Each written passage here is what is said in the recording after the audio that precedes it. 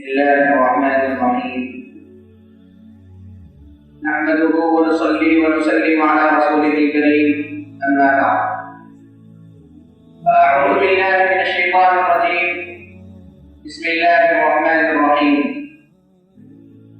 ومن يرتد منكم عن دينه فيمت وهو كافر فأولئك هبطت أعمالهم في الدنيا والآخرة وأولئك أصحاب النار هم فيها خالدون.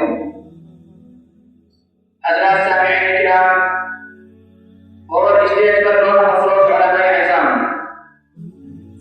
آج کی اس پروگرام میں میری تقریر کا عنوان ہے ابتداء اسباب و تدابیر۔ اس وقت عموماً پوری دنیا اور خصوصاً ہمارا یہ ملک طرح طرح کے فتنوں کی چپیٹ میں ہے۔ قسم قسم کے فتنے جہنم کے شعلوں کی طرح بھڑک رہے ہیں۔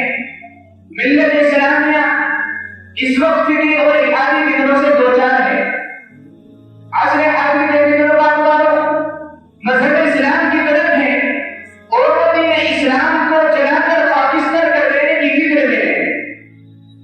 موجودہ زمانے میں اسلام سوچ، ایمان سوچ اور اخلاق سوچ فتنے اسلام کے قلب و جگر پر حملے کر رہے ہیں۔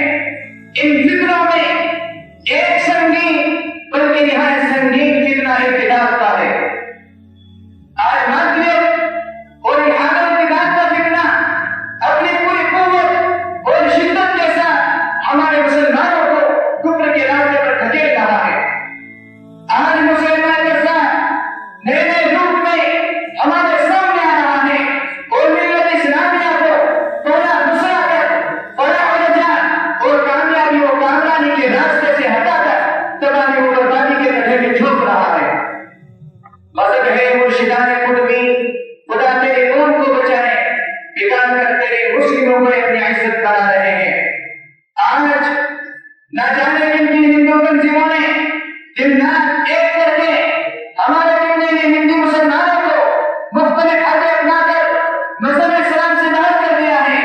ملک کے گوشے گوشے سے الحاد ابتداء اور تشدید و انقلاب کے مرکز بنے ہوئے اسکول، کالج اور یونیورسٹیوں میں مطلوب تعلیم حاصل کرنے کے لیے گھروں سے نکال کر آزاد چھوڑ دیا جاتا ہے۔ خوش تو ہے احمدی جوانوں کی ترقی سے مگر لڑے خندہ سے نکل جاتی ہے بریاد کے ساتھ۔ ہم سمجھتے تھے کہ رائے کی تعلیم برابر کیا مغربی کے جگہ آئے گا الحاد کے ساتھ۔ بچوں کی بے لگام اور بے محابہ آزادی کو بڑھاوا دینے کے لیے ملٹی میڈیا موبائل کے ذریعے استعمال کو روانہ رکھا گیا۔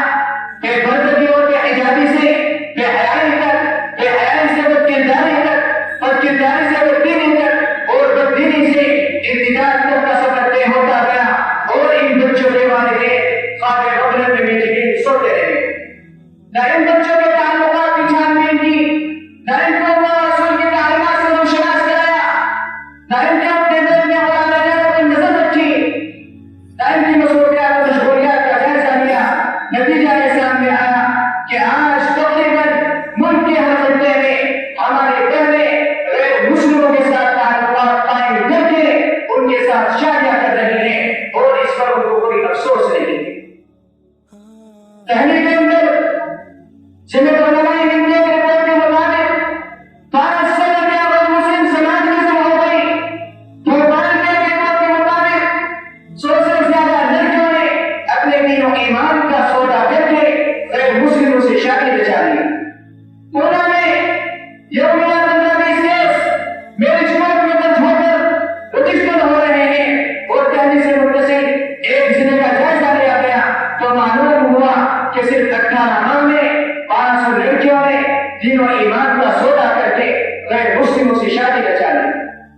میرے دوستوں، ان بچوں کے ابتداء کے ناموں میں والا سلسلے میں مجموعی طور پر پوری مسلم قوم بھی مجرم اور ذمہ دار ہے۔ کیوں؟ اس لیے کہ ہم لوگوں نے شادی بیاہ میں حرکت فیصلہ اور فضول خرچی کی رسموں کو شامل کر کے نکاح کو اتنا دشوار بنا دیا ہے کہ والدین کے لیے اپنے اولاد کی شادی کا تصور